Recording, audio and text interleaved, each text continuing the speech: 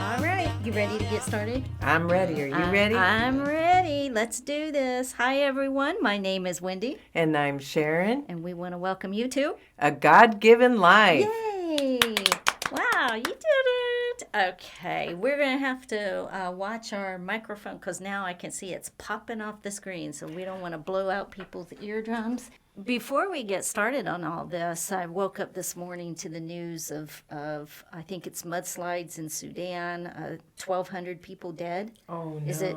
And then Afghanistan had a 6.0 earthquake, and that took out 1,000 people so far. Please remember those folks in your prayers, and I'm sure everyone's got prayers out there for their families and lost loved ones as well. So that seems to be the theme of the week, doesn't it? Yes, there's been, well, and we also had the shooting at the school since our last podcast. Absolutely. So there have been tragedies. There have been. But in the midst of that, heaven rules. God is in control. God is in control. And he wants to walk with us through those things. So, and that brings us to C.S. Lewis, Screwtape Letters. Before we get into that, C.S. Lewis wrote a lot of good books, and there is one on pain, and I can't remember the name of it, but that one's going to be on my list, and maybe we should do it. I haven't read it. I have not either, but I did see it on the list. Yes, and so I think, what is the name of that book? Can we find that? We have a list of all his books in the back, I think. Okay, is it The Problem of Pain? It is The Problem of Pain. And maybe we should add that. That would be a good one to do. That's one of those questions that you hear a lot. Mm-hmm. If there is a just God, why does he allow all this pain? Why does he allow pain? Why doesn't he step in and stop it all? So anyway, as we get into C.S. Lewis, Miss Sharon, can you introduce the Screwtape Letters to us? What is this about? Well, this is a book about correspondence between two family members, an uncle and a nephew. However, these two family members are demons. Right. Ain't nothing like my family members. That's a different zip code. And it's so funny because there again, the demons are twisting what God had as the family, and they've turned it into their weird little family. Right. So it's just, everything's always the opposite with a demon or the devil. It's like we made something good bad. Right. So counterfeiting. Yes. They're so good at counterfeiting and copying, but in a twisted, vile way. And it's so subtle and so easy to get inundated with those messages that it's just really interesting. So you have an uncle and a nephew, and what are they doing? Well, Screwtape is the uncle, and he's the senior demon, and he's offering advice to his dear nephew, Wormwood, who has a new patient, and the patient is the human being that he is trying to keep from gaining salvation through Christ. Right. So he is there to help guide him along. So Screwtape's guiding Wormwood, or Wormwood is guiding the patient? Yes, it's all a twisted thing because Screwtape has had his own patients that he's worked on throughout his existence. And here now Wormwood is coming up in the ranks, and he has his own patient that he is working with. Right. So it is a very satirical, interesting way to present these things that we have every day. Right. Okay. Very good. So who are these letters for? Who are they written to? Because they're in the form of letters in the beginning, we have to go all the way back to 1941 when C.S. Lewis was writing these things. He was writing these letters that were published in a paper. So who was he writing to? Well, it was he was writing to everybody. He wasn't just writing to Christians or people that identified as Christians. He was writing to everybody. And for me, in our current state of affairs, having something like this printed in a newspaper seems obsolete. It does. It seems like there'd be no way they would ask him to do that. I don't think. I can't imagine. I can't imagine any newspaper publishing what we're beginning to embark on. So it's a whole different time, of course. And then he's also going through World War II. He's dedicated this book to his friend J.R.R. Tolkien. Right. And he does not necessarily agree with him doing this. He thinks that he's not far enough along in his journey. But it is such a wonderful book. It is an easy book to read. The letters are short, and I just encourage everybody to go pick up a book or even go look on YouTube, and you can follow along with us and read each letter with us. You know, that's what you just mentioned, the letters. Each letter is short, and I appreciate that because my attention span is not good. So for me, that is a plus in being that he makes it short and sweet. He does. But you might have to read the letter once or twice to really understand what exactly is happening, because it is written in a vernacular from 1940 or 41. So there are some wordings or authors or things like Milton that are discussed in that or brought to view, and you go, wait, who is that? Who's Milton? Right. So there are some references there, which is why I like the book that we're reading from Focus on the Family, the gentleman who wrote that, which is who? What is his name? His name is... Because I don't have the jacket. Carefully. Oh, my goodness. Sharon. What is his? Oh, Paul McCusker.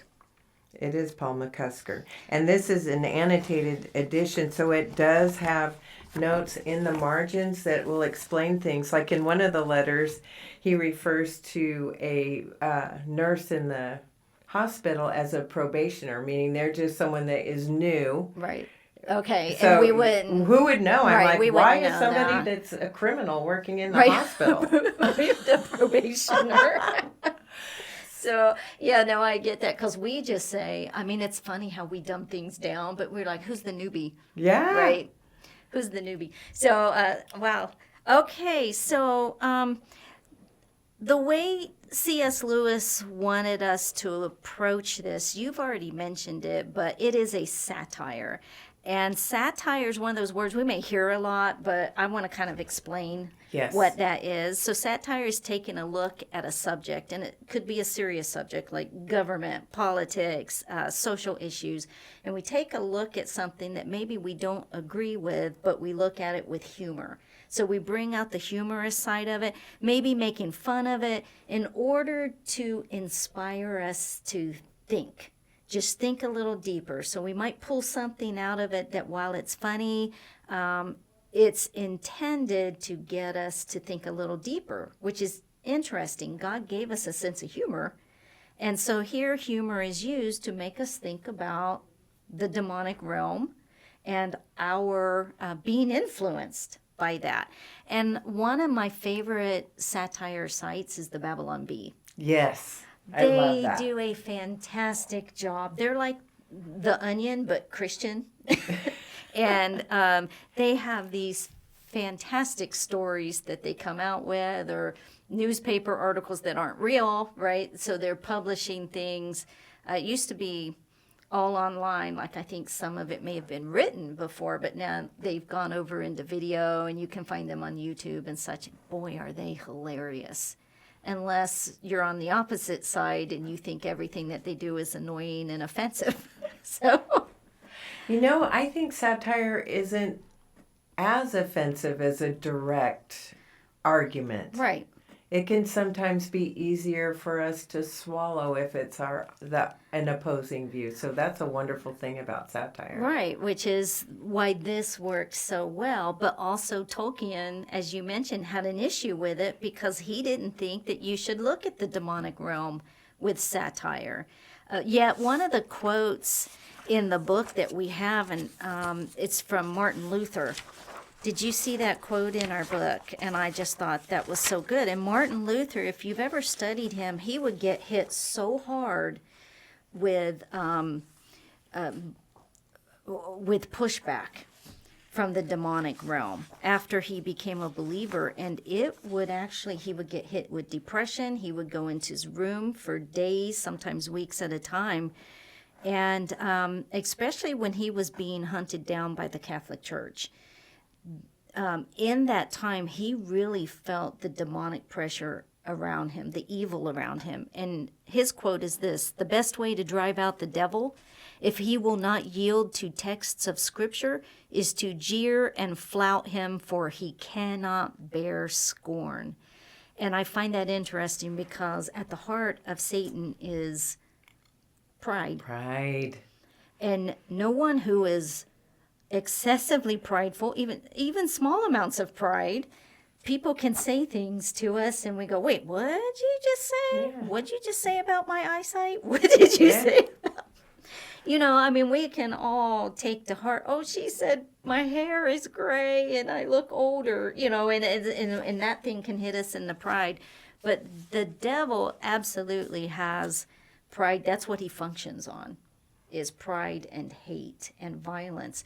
And so to have Luther say that, he understands it because he would get hit hard by the enemy. So because of the satire, this allows us boldly and with ease, I'd say easily, to hold these letters up as a mirror. That is what C.S. Lewis intended for us to do, was to look at the letters and as we peer into them to see if we could stomach what was staring back at us. It is like a window into our soul. It feels like it because there's such common, ordinary things that are going on in here, and I feel like I'm looking right at myself. Yes, there are two ways of looking at oneself in these letters. One is, can we see ourselves in the manipulative demonic realm? And I don't say that lightly. Lewis said that as he was studying to write these letters, he didn't have to look deeply into the demonic realm. What was he looking at? We look at our own human reactions to things. Right. He didn't have to study the demonic heart. He studied the human heart. As Jeremiah 17:9 says, the heart is deceitful above all things and desperately wicked. That is a really hurtful analysis of the human heart, and yet you can't deny its truth.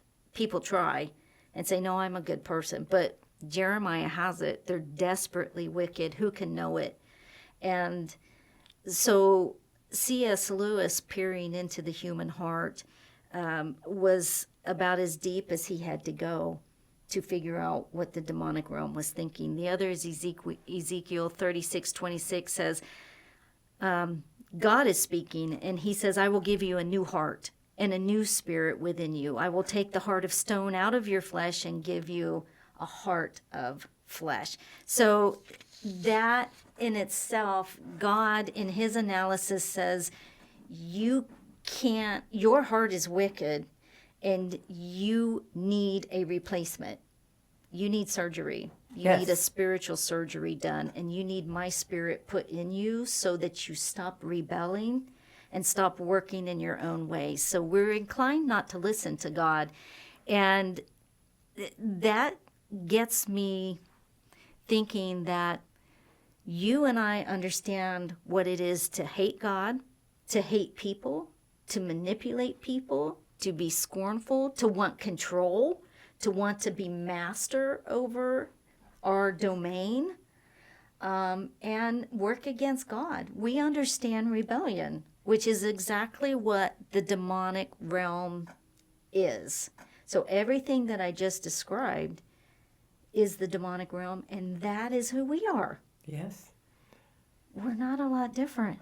No, but thank goodness when we are in Christ, we are a new creation. Yes.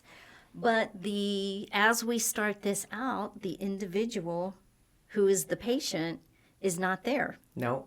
Okay, so that person is very much in that demonic realm. So when we hold up the mirror as we're reading those letters, we can see ourselves in the demonic, but we can also see ourselves in the patient, being manipulated throughout life to keep us from knowing God, to keep us from knowing the Son. It's the whole thing of being distracted so that we never know who created us.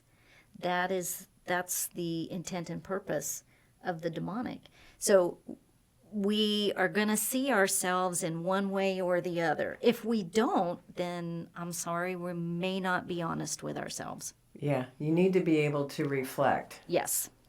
Yeah, I agree with that. So we want to let people know, maybe this is their first time listening to this and they don't know how they can read C.S. Lewis. What we ordered the book, you and I. Yes. And so you can go on Amazon or christianbook.com or, any of the Barnes & Noble. You can get this book. You can get it in the hard copy, the soft copy, the $5 copy, the $30 copy. It's all out there. The other thing is Kindle. So Yes. you can get it off of Kindle.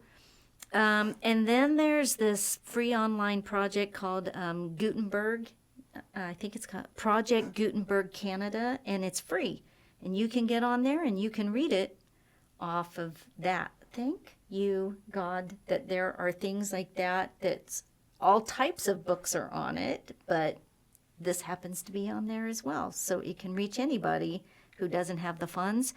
And then, of course, I like having the hard copy, but when I'm reading my hard copy, I've got someone's voice coming in the background. John Cleese. John Cleese. He's so good when he's narrating those letters. He is the perfect Screwtape. He is. So if I can recommend, you don't need the audio book, but it is free online on YouTube. You can listen to the whole thing. And if you're like several people that I know who are dyslexic and reading is uncomfortable for you, use this option. You don't have to have those words in front of you. Maybe you're a better listener than you are a reader. So listen to John Cleese because he's going to make it entertaining for you. And it's going to keep that lightheartedness. But there are moments when it gets intense.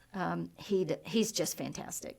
He really is. And it's entertaining and, well, I believe both of us have listened to it several times. Mm-hmm. And it doesn't get boring. No. Each time you listen to it, it's like, ooh. Yeah, he's very good. That is good. For someone who's not a believer, he does take the work very seriously and seems to have a connection with C.S. Lewis the way he wrote this, to have the passion and the zeal for getting the emotion across. Very good. But again, that makes a lot of sense because who knows the human heart better than humans, right? Besides God. God can peer straight into that. So anyway, we're going to wrap up our introduction to this, and hopefully within a couple of days we will have lesson 1 completed for everybody. So any last thoughts, Miss Sharon? We just want to encourage you to please get on there and look at these letters. And if you are listening to our podcast, if you would like and subscribe, we'd appreciate it. Oh, yes. And if you would comment as we're going along in this talks together, that we would like to hear your comments. Read your comments. Sorry. Yes, we read every comment. So far, we've had 3 about average, so it's not hard to read the comments. But we really enjoy going back and forth with people. I love when Gordon or Mike or Heath makes that comment and gives me something to think about, or what their favorite verse is, or what their favorite part of the letter is, or what they learned about C.S. Lewis that maybe we didn't cover. Please put that in the comments. We love reading about that. We also love reading about people who disagree with us, and that has happened. And so if you disagree with this, go ahead and put your thoughts on there. We're not afraid to have a discussion. So that works as well. We just want people to engage. We do. So, all right, Miss Sharon, are you ready to get on a roll here? Yes, I'm ready for letter number 1. All right. Well, folks, we just want to say have a wonderful day. Come back for letter number 1. In the meanwhile, go live that God-given life.